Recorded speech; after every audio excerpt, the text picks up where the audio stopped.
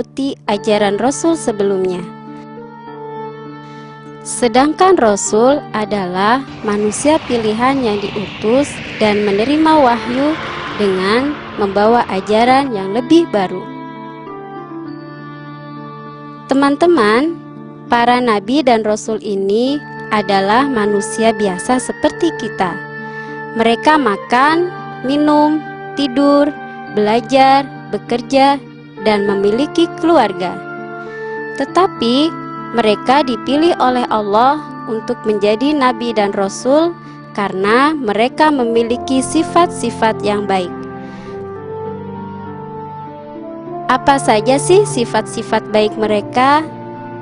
Pertama, mereka memiliki sifat sidik, yaitu jujur. Mereka adalah orang-orang yang jujur. Oleh sebab itu, mereka tidak mungkin memiliki sifat kizib, yaitu dusta.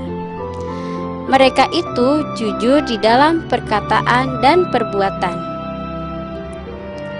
Kedua, mereka bersifat fatonah, yaitu cerdas.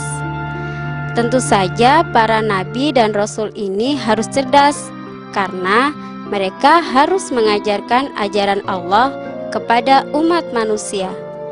Oleh sebab itu, mereka tidak mungkin memiliki sifat biladoh, yaitu bodoh. Sifat yang ketiga adalah amanah, dapat dipercaya. Nabi dan Rasul adalah manusia yang selalu memegang amanah. Apapun yang Allah berikan, sekalipun berat untuk disampaikan. Walaupun nyawa menjadi taruhannya, mereka akan tetap memegang amanah itu. Amanah yang diberikan kepada para Nabi dan Rasul adalah risalah dan syariat Allah Ta'ala. Maka mustahil para nabi dan rasul berkhianat atas amanah yang Allah berikan kepadanya. Berkhianat maksudnya mengingkari yang telah Allah titipkan kepada mereka.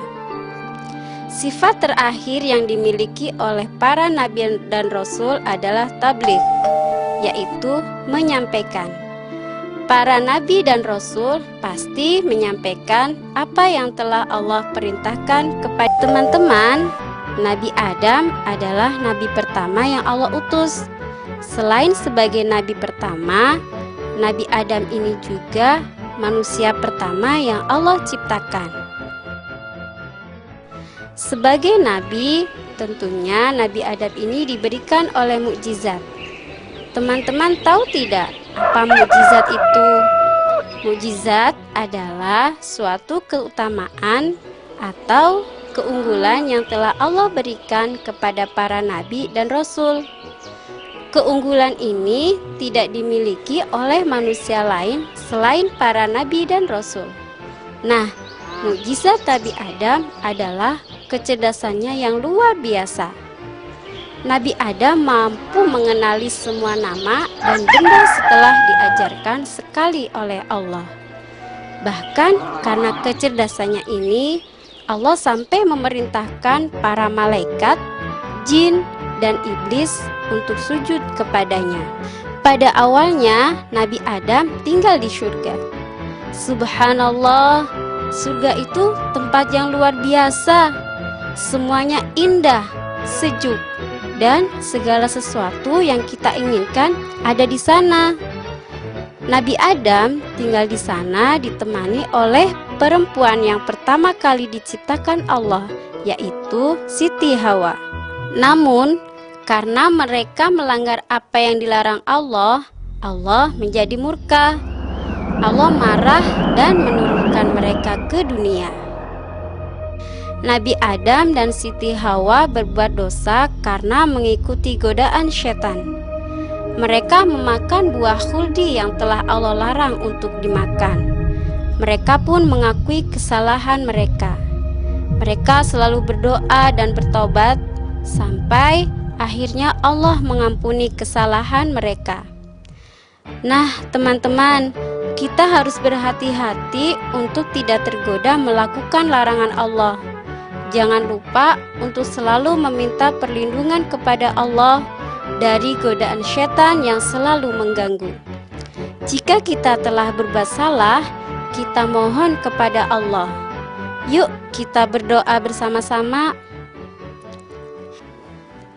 Rabbana zalamna anfusana wa illam taghfir lana wa tarhamna lanakunanna minal khasirin. Ya Tuhan kami telah menganiaya diri kami sendiri, dan jika Engkau tidak mengampuni kami dan memberi rahmat kepada kami, niscaya kami termasuk orang-orang yang merugi.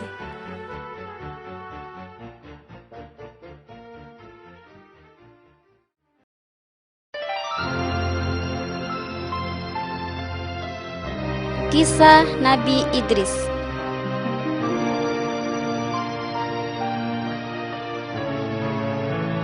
Teman-teman, Nabi Idris adalah putra Nabi Adam yang pertama kali diangkat menjadi nabi oleh Allah Subhanahu wa Ta'ala.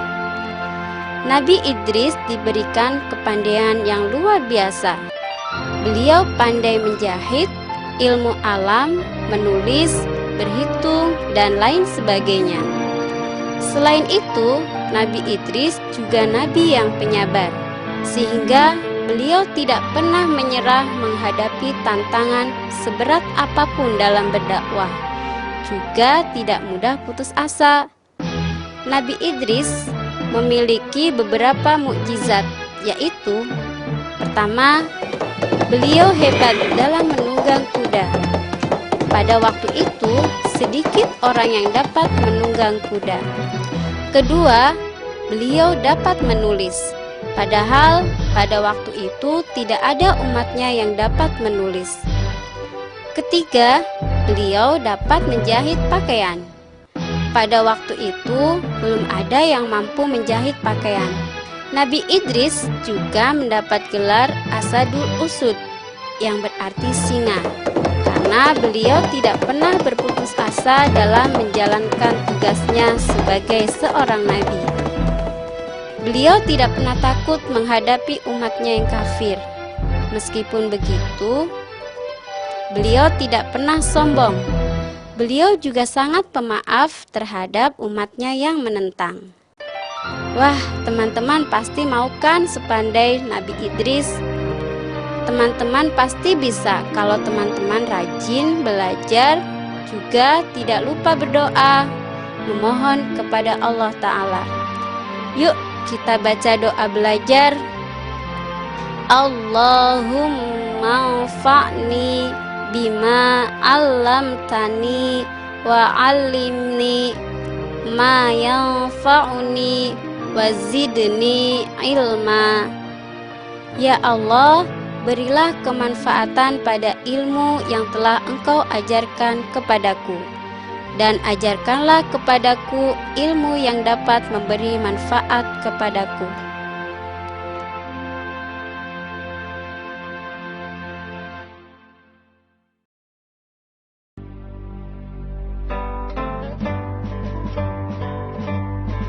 Kisah Nabi Nuh.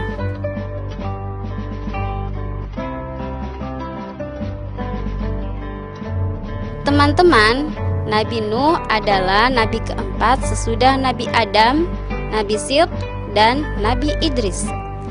Beliau juga keturunan ke-9 dari Nabi Adam. Ayahnya adalah Lamik bin Metushalih bin Idris. Nabi Nuh menerima wahyu kenabian dari Allah ketika masa fatrah, yaitu waktu kosong di antara dua rasul. Pada saat itu, para manusia mulai melupakan ajaran agama yang dibawa oleh Nabi yang meninggalkan mereka, dan kembali bersyirik meninggalkan amal kebajikan. Mereka melakukan kemungkaran dan kemaksiatan di bawah pimpinan iblis. Walaupun Nabi Nuh telah berusaha sekuat tenaganya berdakwah, tetap hanya sedikit sekali dari kaumnya yang dapat menerima dakwahnya dan mengikuti ajakannya. mereka mengingkari dakwahnya dan sama sekali tidak merelakan melepas agamanya dan kepercayaan mereka terhadap berhala-berhala mereka. Bahkan mereka berusaha hendak melumpuhkan dan menggagalkan usaha dakwah Nabi Nuh. Nabi Nuh berdakwah selama 950 tahun menyampaikan risalah Allah, mengajak mereka meninggalkan penyembahan berhala dan kembali menyembah dan beribadah kepada Allah. Namun kaumnya tidak juga mau beriman. Nabi Nuh selalu berdoa agar kaumnya mau beriman. Beliau memohon kepada Allah agar kaumnya menjadi sadar. Namun bertahun-tahun sampai ratusan tahun telah berlalu, kaumnya tetap membangkang.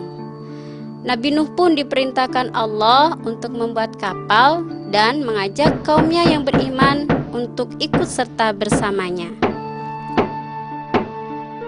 Setelah kapal itu jadi dan umat Nabi Nuh yang beriman beserta beberapa pasang binatang naik ke kapal, terjadilah bencana.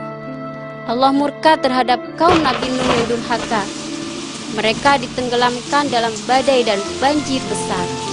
Semua hancur dan tidak bersisa, kecuali hamba-hambanya yang beriman. Teman-teman, sudah dengar cerita Nabi Nuh yang luar biasa sabar kan? Bayangkan, hampir 1000 tahun berdakwah dan selalu ditentang umatnya, Nabi Nuh tetap gigih berdakwah. Nah, kita contoh ya kegigihan beliau ini. Misalnya, kita tidak mudah menyerah ketika kita mengalami kegagalan. Dalam kegagalan itu, Allah pasti selalu menolong kita.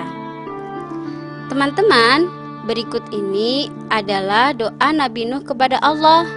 Yuk, kita baca bersama-sama. Rabbi inni a'udzubika an as'alaka ma laysa li bihi ilmun wa illa taghfirli wa tarhamni akum minal khasirin. Ya Tuhanku, sesungguhnya aku berlindung kepadamu dari memohon kepadamu sesuatu yang aku tidak ketahui. Jika engkau tidak memberi ampun kepadaku dan tidak menaruh belas kasihan kepadaku, niscaya aku akan termasuk orang-orang yang merugi.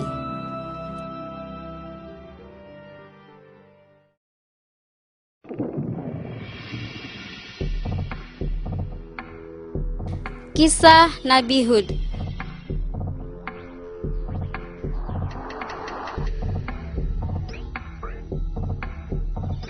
Teman-teman, masih ingat kisah Nabi Nuh yang menaiki kapal bersama umatnya yang beriman? Nah, mereka diselamatkan Allah dan mendarat serta bertempat tinggal di sebelah utara Hadramaut, negeri Yaman. Mereka ini dinamakan kaum Ad. Kaum Ad adalah kaum yang sangat pandai membuat benteng yang kokoh dan kuat. Namun, setelah ditinggal wafat oleh Nabi Nuh, mereka mulai durhaka dan tidak lagi menyembah Allah. Mereka membuat patung berhala para nenek moyang mereka yang selamat dari bencana besar pada masa Nabi Nuh. Kemudian patung-patung itu mereka puja dan sembah. Oleh sebab itu, Allah mengutus seorang nabi kepada mereka. Nabi itu adalah Nabi Hud. Nabi Hud adalah keturunan Sam bin Nuh. Itu berarti Nabi Hud adalah cucu Nabi Nuh. Beliau diutus kepada kaum Ad untuk meluruskan agama mereka. Nabi Hud mulai berdakwah kepada mereka. Beliau tidak pernah menyerah untuk mengingatkan kaumnya agar kembali menyembah Allah Ta'ala. Tetapi ternyata kaum Ad sudah tidak bisa diberi peringatan. Mereka bukan hanya membantah, tapi juga menentang Nabi Hud. Apalagi mereka merasa lebih pintar, kaya, dan kuat. Karena kesombongan mereka dan kedurhakaan mereka, Allah pun menimpakan bencana kepada mereka. Pertama-tama, Allah menimpakan kekeringan kepada mereka. Ladang, sawah, ternak mereka kering semua. Mereka kekurangan air dan sumber makanan. Pada saat itu, Nabi Hud masih tetap mengajak mereka untuk beriman kepada Allah, sehingga Allah turunkan hujan. Tetapi mereka tetap ingkar. Mereka malah pergi ke berhala-berhala mereka meminta diturunkan hujan. Bencana yang Allah turunkan belum berhenti. Pada saat itu, awan mulai menghitam. Kaum Ad menyangka bahwa itu pertanda akan turun hujan. Tetapi ternyata bukan hujan yang turun untuk mengairi sawah dan ladang mereka. Malah angin topan yang kencang yang menghancurkan tempat tinggal dan bangunan megah mereka. Mereka pun binasa, kecuali Nabi Hud dan kaumnya yang beriman. Teman-teman, orang-orang yang sombong itu pasti akan merugi. Buat apa sombong? Bukankah semua kekayaan, kepandaian, dan kekuatan itu semua dari Allah? Tentu teman-teman tidak ada yang sombong ya. Nah, sebagai anak yang soleh-soleha, tentunya kita selalu bersyukur kepada Allah karena diberikan banyak nikmat. Jangan lupa baca doa bersyukur pada pagi dan sore hari ya. Yuk, kita baca doanya. Allahumma bika asbahna wa bika amsayna wa bika nahya wa bika namutu wa ilaikan nusyur. Ya Allah, denganmu kami berada pada waktu pagi, dan karenamu pula kami berada pada waktu sore, dan karenamu kami hidup, dan karenamu pula kami mati, dan hanya kepadamu kami kembali.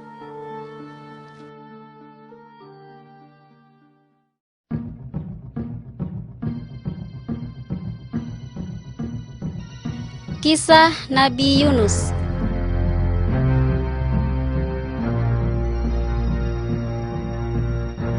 Teman-teman, tahukah kalian siapa nama lengkap Nabi Yunus?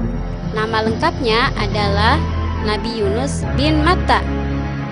Beliau diutus oleh Allah untuk berdakwah kepada penduduk di sebuah tempat bernama Ninawa. Penduduk setempat bukanlah kaumnya dan bukan pula saudaranya. Jadi, Nabi Yunus diperintahkan Allah untuk berdakwah di tempat asing.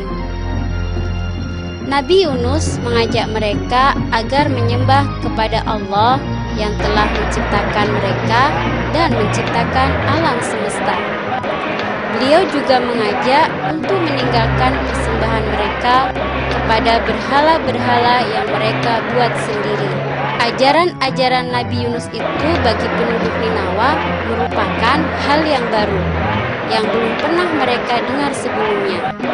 Karenanya, mereka tidak dapat percaya, apalagi harus menentang apa yang diwariskan oleh nenek moyang mereka dari zaman dahulu. Nabi Yunus adalah orang asing yang tiba-tiba datang dan mengajarkan hal-hal yang bertentangan dengan yang telah diajarkan nenek moyang mereka. Nabi Yunus ditantang oleh kaum Ninawa untuk mendatangkan bencana yang katanya dapat timbul karena mereka tidak mempercayai yang disampaikan oleh Nabi Yunus. Nabi Yunus tidak tahan lagi tinggal lebih lama di tengah-tengah kaum Ninawa yang tetap tidak mau mendengarkan ajakan dan dakwahnya. Beliau lalu meninggalkan Ninawa dengan rasa jengkel dan marah, seraya memohon kepada Allah untuk menjatuhkan hukumannya atas orang-orang yang membangkang dan berkeras kepala itu. Sepeninggal Nabi Yunus, penduduk Ninawa mulai melihat tanda-tanda yang mencemaskan. Seakan-akan ancaman Nabi Yunus kepada mereka akan menjadi kenyataan dan hukuman Allah akan benar-benar jatuh. Mereka melihat keadaan udara di sekeliling Ninawa makin menggelap. Binatang-binatang peliharaan mereka nampak tidak tenang dan gelisah. Wajah-wajah mereka tanpa disadari menjadi pucat, tidak berdarah, dan angin dari segala penjuru bertiup dengan kencangnya, membawa suara gemuruh yang menakutkan. Dalam keadaan panik dan ketakutan, mereka baru sadar bahwa yang disampaikan Nabi Yunus adalah benar. Segeralah mereka menyatakan tobat dan memohon atas segala perbuatan mereka. Mereka menyatakan beriman dan untuk menebus dosa, mereka keluar dari kota dan beramai-ramai pergi ke bukit-bukit dan padang pasir, seraya menangis memohon ampun dan rahmat Allah agar dihindarkan dari bencana dan siksanya. Allah pun menerima tobat kaum Ninawa yang benar-benar beriman. Akhirnya, udara gelap yang meliputi Ninawa menjadi terang. Wajah-wajah yang pucat kembali merah dan berseri-seri. Binatang-binatang yang gelisah menjadi tenang. Kemudian, kembalilah orang-orang itu ke kota dan ke rumah masing-masing dengan penuh rasa gembira dan syukur kepada Allah. Sementara itu, Nabi Yunus yang telah meninggalkan kota Ninawa secara mendadak, berjalan kaki mengembara naik gunung, turun gunung tanpa tujuan. Tanpa disadari, beliau telah berada di sebuah pantai dan melihat sekelompok orang yang lagi bergegas hendak menempang sebuah kapal. Beliau pun meminta untuk diperbolehkan ikut serta bersama penumpang yang lain. Kapal segera meluncur dan melaju ke tengah laut yang tenang. Ketenangan laut itu tidak dapat bertahan lama. Kapal mulai tergoncang dan terayun oleh gelombang besar yang datang mendadak, diikuti oleh tiupan angin topan yang kencang. Para penumpang dan juru mudi melihat tidak ada jalan untuk menyelamatkan keadaan jika keadaan cuaca tetap mengganas dan tidak mereda, kecuali dengan meringankan beban berat muatan kapal. Itu berarti harus mengorbankan salah seorang dari para penumpang. Undian lalu dilaksanakan dan keluarlah nama Yunus, seorang penumpang yang mereka paling hormati dan cintai. Sehingga mereka semua merasa berat untuk melemparkannya ke laut menjadi mangsa ikan. Kemudian diadakanlah undian bagi kali kedua dengan masing-masing penumpang mengharapkan jangan sampai keluar lagi nama Yunus yang mereka sayangi itu. Namun melesetlah harapan mereka dan keluarlah nama Yunus kembali pada undian yang kedua itu. Bahkan sampai undian yang ketiga, undian penentuan yang terakhir pun nama Nabi Yunus yang terpilih. Nabi Yunus sadar bahwa pada saat itu ia telah melakukan dosa dengan meninggalkan kaum Ninawa sebelum memperoleh perkenan Allah. Sehingga mungkin keputusan undian itu adalah sebagai penebusan dosa yang ia lakukan. Kemudian ia beristikharah dan tanpa ragu segera melemparkan dirinya ke laut yang segera diterima oleh lipatan gelombang yang sedang mengamuk dengan dahsyatnya di bawah langit yang gelap gulita. Selagi Nabi Yunus berjuang melawan gelombang yang mengayun-ayunkannya, Allah mewahyukan kepada seekor ikan paus untuk menelannya secara utuh dan menyimpannya di dalam perut sebagai amanat Allah yang harus dikembalikannya utuh, tidak tercedera kelak bila saatnya tiba. Nah, teman-teman, kita memang harus bersabar ketika kita diejek oleh orang lain. Tidak perlu membalas dengan ejekan, tetaplah bersikap baik kepada orang itu dan mintalah kepada Allah agar kita selalu dijaga. Yuk kita berdoa kepada Allah agar kita diberi keselamatan.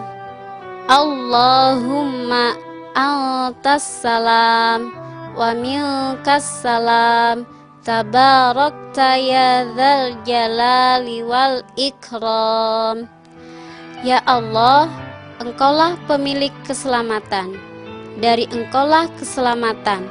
Maha suci Engkau ya Tuhan kami, wahai yang memiliki kebesaran dan kemuliaan.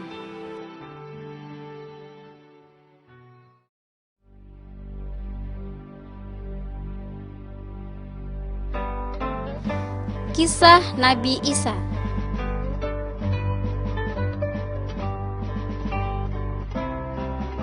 Teman-teman, Nabi Isa adalah anak Siti Maryam. Kelahiran Nabi Isa ini menggemparkan masyarakat pada waktu itu. Mengapa demikian? Karena Nabi Isa lahir ke dunia tanpa ayah. Siti Maryam, ibundanya, adalah perempuan suci yang tidak pernah keluar dari rumahnya. Meski tak pernah menikah dan memiliki suami, Siti Maryam mampu melahirkan anak. Itu semua adalah kuasa Allah, teman-teman. Keanehan dari kelahiran Nabi Isa ini adalah untuk menunjukkan pada Bani Israel, sesungguhnya Allah dapat mewujudkan manusia tanpa ayah. Selain itu, Allah menguji manusia apakah dengan kejadian itu bertambah percaya dan beriman atau sebaliknya. Tapi kenyataannya Bani Israel malah mengakui bahwa Nabi Isa adalah anak Allah. Sungguh anggapan yang tidak masuk akal. Padahal Allah adalah Tuhan yang Maha Esa. Dia tidak beranak dan tidak pula diperanakan.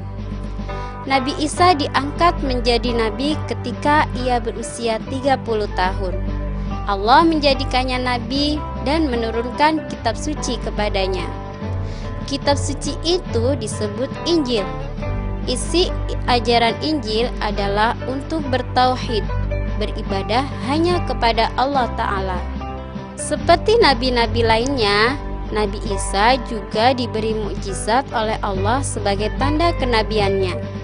Mukjizat Nabi Isa adalah berbicara selagi masih bayi, menyembuhkan penyakit, menghidupkan orang yang telah mati, membuat burung dari tanah, dan mendapatkan makanan yang turun dari langit.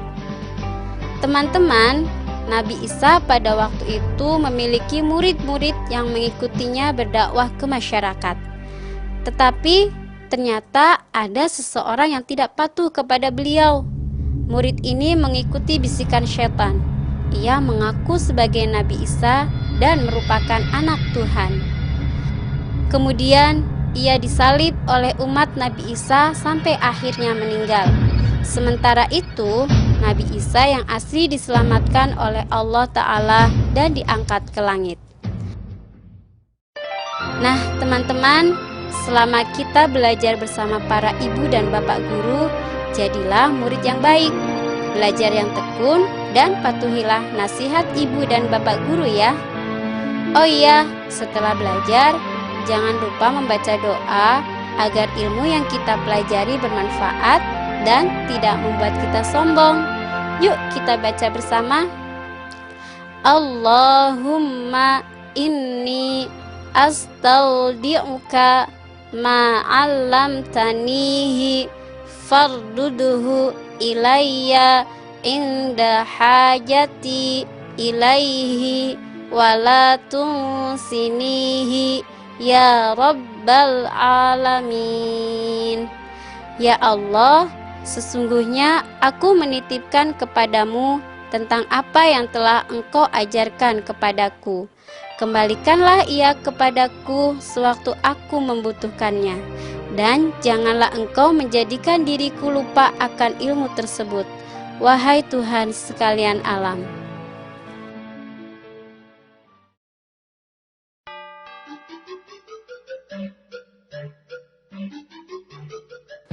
Kisah Nabi Muhammad.